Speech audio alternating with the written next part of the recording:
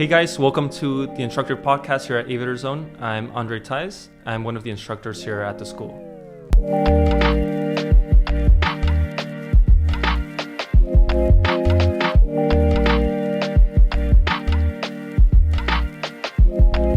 All right, so first question, what do you like the most about teaching? So this is a question that varies depending on the instructors. For me, what I think is one of the best things about teaching, or the most rewarding things, is seeing students that go from having, general zero knowledge about aviation, and then watching them progress, from the first day in their training, and then watching them probably their last day of maybe one of their certificates, and seeing how much they've progressed through the training. I think it's really cool, and it's a really rewarding experience for most instructors to see. Like a student have no knowledge about air traffic communications or talking to ATC and being nervous or having anxiety about talking to them, and then seeing them the day before their check ride, like a review flight, and then just talking to ATC like it's just no big deal, like they're just talking to someone on the phone. That's one of the most rewarding things. Or having a student that at the beginning might not have a lot of confidence, saying, okay, how am I gonna fly an airplane, or how am I gonna do this? I can't see myself doing this. And then a couple months later down the road, you see them doing landings, takeoffs, talking to air traffic control, doing maneuvers like it's like it's no big deal. I think that's something that really inspires me as an instructor, especially like at the private pilot level, because that's kind of like where you learn your fundamentals of flying, from having in most cases, like most people that start their flight training, they might have some sort of guidance, but they don't really have much knowledge about aviation in general. So from them not knowing much about how to taxi an airplane, how to start an airplane, how to take off in an airplane, to being able to do that comfortably, I think that's something that really inspires me and continues making me wanting to teach more students, because I see that, and I think to myself, I'm like, okay, I want to keep teaching more and more people, because this is working. This works, and it can be done. For the people that think that it's something that's really hard and unobtainable, it really can be done. As long as you dedicate yourself to it and you put your effort and you study, it's definitely something that can be done. It's nothing that's unobtainable.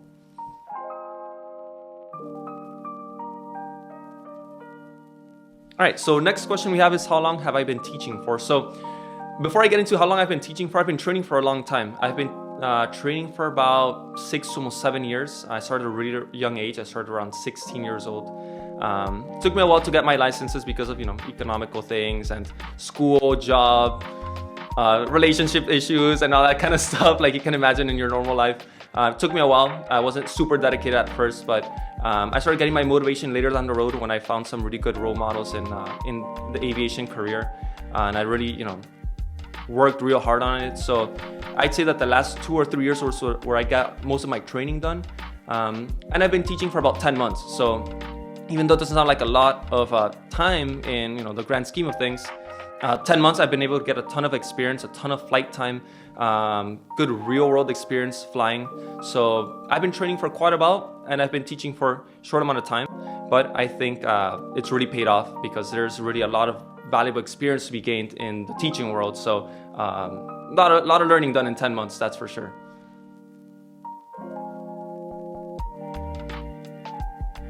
Third question, which is, what could I tell to people that want to start? So this is a long answer, but to keep it simple, do your research. A lot of people come into flight training not knowing exactly what they're getting themselves into.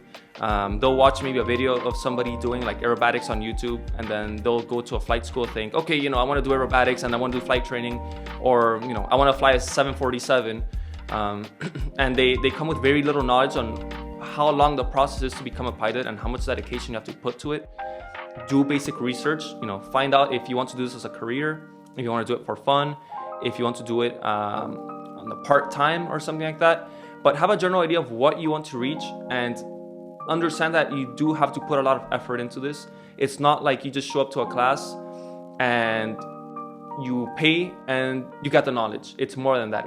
This is like school, flight school. It is very fun. You do get to fly airplanes a lot, but you still have to do ground classes. You have to do theory classes. And it's more than just showing up and leaving and saying, okay, I did lesson 1. It's about showing up, prepared for the lesson, knowing what to expect, studying for the lesson, and understanding that you have to do a lot of ground knowledge. I know a lot of people, and I've met people along the way that wanted to do flight training, and a lot of them quit because they found out that they had to study at home, that they had to do 35 hours of ground training, or they had to do more than that for ground training. And then they started complaining because, I don't have my private pilot certificate in that time. So you really want to make sure you do your research and you understand that this is not just like you pay and you get your certificate. It's more than that. Other things that I could tell people are, look at different flight schools, look at what's good for you. This video is going to a lot of people that are not located where we are here. So just general rule of thumb is don't just look at the first school that shows up on Google. Important thing is also what kind of facilities or services the school offers. So what kind of airplanes they have, that's pretty important, because a lot of people begin with not much of a knowledge of what kind of airplanes, fly in what certain ways. Some people like Cessna, some people like Piper, some people like Diamond, some people like Beechcraft. You're not gonna find every single type of plane at a certain flight school, but have a general knowledge of what kind of planes that school is flying, or how well they're maintained, or how many students pass at that school, or what kind of training curriculum they use. Don't just show up to a school and say, okay, I want my flight training and pay. Have a general idea of what you're getting yourself into. What are the minimum training hours, or what kind of certificate you're trying to achieve at that school. All those kinds of things are very important before you get to a school. So do your research. So don't just show up without any general idea. Just do your research online. It takes 10-15 minutes, and you're gonna come with a general idea of what to expect when you get to flight training. Another thing I recommend to people that want to start flight training is find out the cost beforehand. Aviation is not cheap. Flying is not cheap. Flight training is not cheap at all. No matter where you are in the world, it's not something that's super cheap in that case. So one thing I recommend is know the pricing sheet of the school that you're going to, or the pricing sheet for the certificate that you want to obtain, and plan beforehand for that, because I've noticed just from personal experience, from friends that I've flown with, or people that wanted to be pilots in the future, costs or financing is something that stopped them. And they spent a lot of money in their training, they stopped halfway through a certificate, and they never came back. So don't be surprised by the flight training costs. If I have a recommendation, is have a set amount of money already put aside for the flight training, or be able to pay upfront, a certain amount of money for your flight classes. Because the last thing that you want is to do 4 or 5 lessons and then stop for 3 months, and then start again, and then have to do 3 review flights to then continue again, and then you stop for 2 more months, and then you do 2 more review flights again to continue again. That's the worst thing you want. It's better to show up with half or all the money if possible, do all the flight training, and then you continue, get your certificate. You don't have to worry about if you're gonna run out of money or not. So that's one thing I recommend. Just know the general pricing of the certificate you want to get, or how much money you expect to spend on that certificate.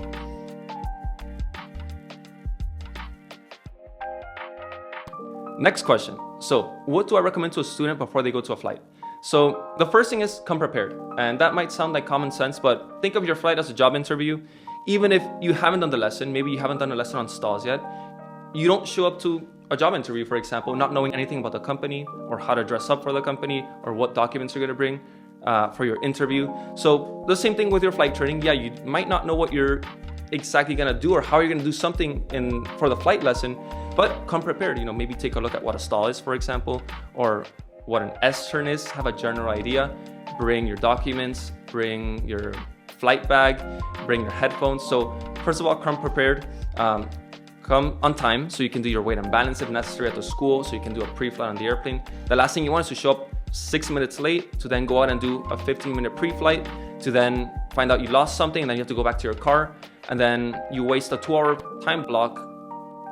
You waste 45 minutes on just getting ready to go fly, when you could have done it in maybe 10-15 minutes max. So that's one thing I recommend for a flight. Have all your documents ready, have your materials ready for the flight, and have a general idea of what lesson you're going to do beforehand. Coming from an instructor, personally, the last thing you want is to be babysitting your students.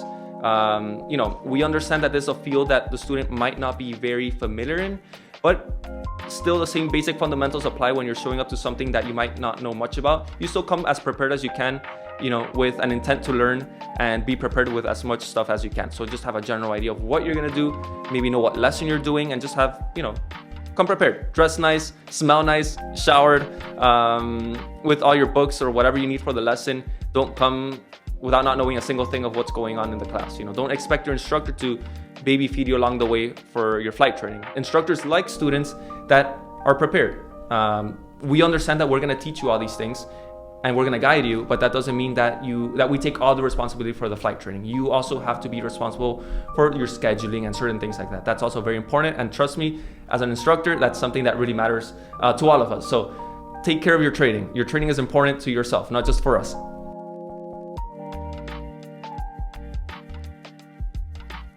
So next question, what got me into aviation? So this is a hard question because there's many stages of what got me into aviation. First of all, my parents really got me into aviation. My mom used to be a flight attendant when I was a little kid, and my dad used to have a very small airplane back in my home country when I was really small. So I was exposed to aviation at a really young age, but at that time I didn't really know that I wanted to become a pilot. I just really liked aviation. I liked airports, I liked seeing airplanes, I liked hearing airplanes, watching them take off, but I never really thought about becoming a pilot. Till later on, when I was in my early teens, I used to play a flight simulator with my dad. I think it was Flight Simulator 2002 at that time.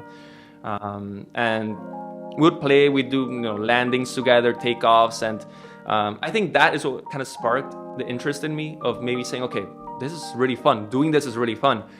Even though I wasn't a real Boeing 747, having the simulator was just enough for me to be inspired to want to do it.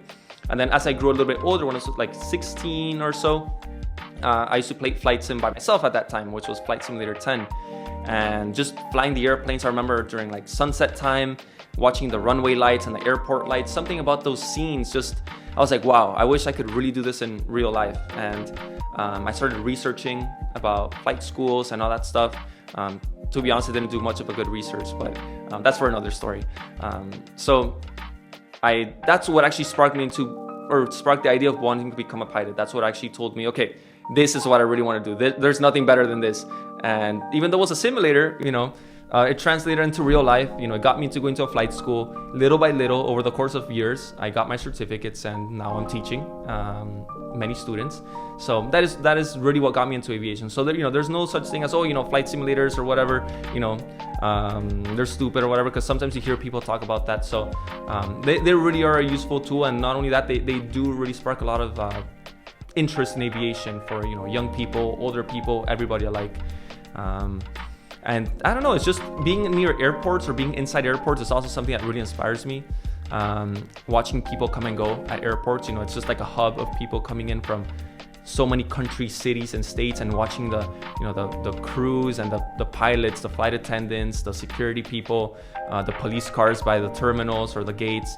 I don't know, it's just something about the environment of aviation that just is so interesting. So I don't think I could pick a better field right now, or ever to want to do my career. And so that is really what got me into aviation. Just a lot of things combined really amounted to that.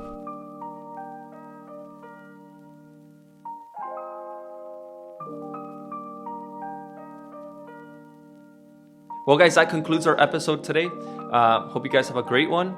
We'll see you soon on the next episode. Stay flying.